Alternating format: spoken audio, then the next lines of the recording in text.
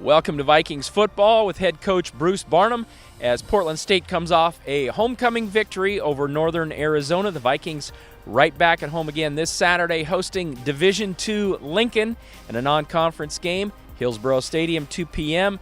It's family day, lots of activities going on. We'll tell you a little bit more about that later on. But let's talk Viking football first and foremost. Coach, you got the win under your belt, the homecoming victory in the first home game of the year. Had to be very satisfying for the team. What did you take away as your most satisfying thought from that game? Satisfying thought? It was a fun day. It was a fun day, I guess. I thought we were talking technicalities here, X's and O's, but it was a fun day, it was a nice day, conference win, at home for the first time. Everybody I talked to had enjoyed that day. Fans, I'm talking. The tents, the fest, they're having llamas, they brought it all. But the win on the field, some things I saw there, but my best, what you asked, would be that. The day was fun. It was a fun homecoming victory. Vikings win that one 35-27. The obvious thing is the offense, the touchdowns by Matayo Talalamotu, Dante Chachere, his great play at quarterback. But, Coach, I'm going to start with defense because the defense did a tremendous job in the first half, held Northern Arizona to just 112 yards against a good quarterback, and the Vikings went in with a 28-7 halftime lead. And I'm going to single out that defensive line. A bunch of seniors there played very, very well. E.J. Ane, V.J. Malo, Jake Porter, Moses Finau, Boogie Davis came in and got a big tackle for loss. Talk a little bit about your defensive line and what they're producing. First off, defense, before we move down to the guys with their hands in the ground. Defense I thought was outstanding. Third quarter also, I thought they made some critical stops there, when it was kind of a long tennis ball going back and forth, or ping pong ball, I don't know, not a tennis guy, but and then they got tired. 56 plays, I think, in the second half. Don't get me wrong, we have to be able to run 56 plays in the second half, but you saw a little tiredness in that fourth quarter, so we made up for that. But the guys up front, most of them, a good majority of them are on leadership council, that 20-person group, but they're playing with emotion. They're doing everything they can to win, on and off the field, in the locker room. They're making sure things are straight. That's what you have to do. That's how a program runs itself. So I was happy for them. They made some big plays. We just got to keep that going through conference now. I say conference, Lincoln, conference, everybody.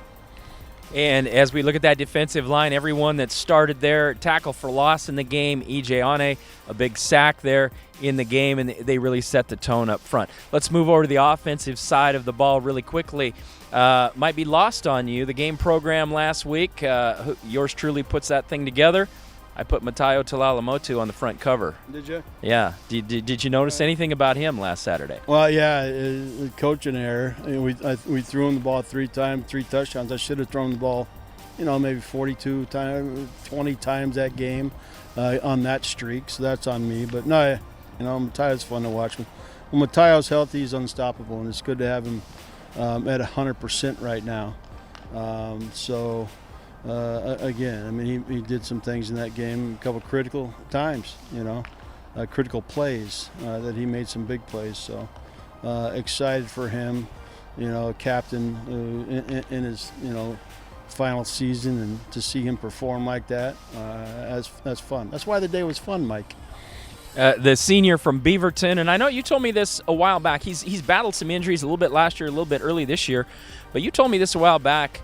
When he's full go, he might be the fastest guy in the team, and he kind of showed that on that 66-yard touchdown. You took a little bit of a risky play, 4th and 1. You ran a slant to him.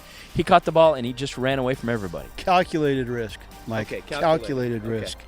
He is. Matayo's fast. I think he can run by most of the sky, honestly. When he's at 100%, he's sneaky fast. So having him there, it's great. You putting him on the program. Let's go through that because, maybe we can get a team photo on the front of that one next few weeks. That's not a bad idea. Okay, a little secret here. V.J. Malo makes this week's program, so maybe we can get a few sacks out of him. Okay, let's talk about the true star of the game, Dante Chachere, named Big Sky Conference Co-Offensive Player of the Week. 402 yards total offense. We saw what he can do running and passing. He was responsible for all 5 touchdowns, and I think that's kind of what you envisioned from your guy, that he was capable of a day like that. It was, you know, you and I talked on game day. He's been up and down, just with where are we at, what are we doing. You know, I told you about the governor. I had on him, you know, kind of, okay, let's make sure he's set, and let's make sure he doesn't make mistakes. But again, I just said, Sash, let's go. You know, he was ready for it. So that was fun to watch, and I think you're going to see a lot more of that. Just if we continue with him like he was, you know, like we entered that game. So proud of him, happy for him, made some huge plays. He's faster than lightning, you know, so made a lot of plays with his feet too, and his arm. But I liked his composure. We put him in some spots there that running different things tempo-wise and some, you know, critical downs. He threw a fin there in the fourth quarter. He threw a route to Nate Bennett, a double move. That was huge. I thought a huge conversion going down the 4th and 1. You know, he loves that, and he's still, you know, making a couple mistakes with that formation. But when he gets it all down, might be fun. George Triplett might be our punter. Might be possibly the most bored guy on game day. Give him the day off. Yeah. All right, let's look at Lincoln University. A little bit of a mystery there because they're a Division II program, fairly new program. We don't know a lot about them. But the question I want to ask, Portland State, completely different situation this week. Kind of been the underdog in a really tough schedule early in the season. Going into this week, you're the favorite on paper. So how do you focus your team to play just as hard as they did last week against Northern Arizona? You don't get that many games in this sport. You know, it's an 11-game season. If you play really well, you get a chance to earn another one. So we can't let one slip away, Mike. Our guys are focused. We're working on all the mistakes we saw. We're trying to get perfection on offense. You know, we're not backing up. It's this opponent. Won't allow that to happen. My captains, my seniors, my council won't allow that to happen. So we'll be ready for Lincoln. All right, the game is this Saturday, 2 p.m. It's going to be televised locally on KRCW and, of course, the ESPN Plus live stream. And there's all kinds of activities going on. Coach, I'm going to ask you real quick if you do a few of these things. It's going to be Family Day, all kinds of family activities. White out, wear your white Portland State gear. But on Family Day, there's going to be a bounce house. Would you get in a bounce house? Okay, never mind. If it's a castle, I would. A castle. A castle bounce. Okay. Rock wall climbing? It depends how big those little plastic rocks are, Mike, and how big the padding is underneath it. You can't qualify these. I just need a simple yes or no. Free youth T-shirt. I don't think it'll fit you.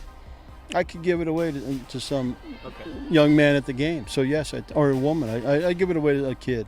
Face painting? Never. Balloon animals. What? Balloon animals. Oh, like at the circus. Yeah.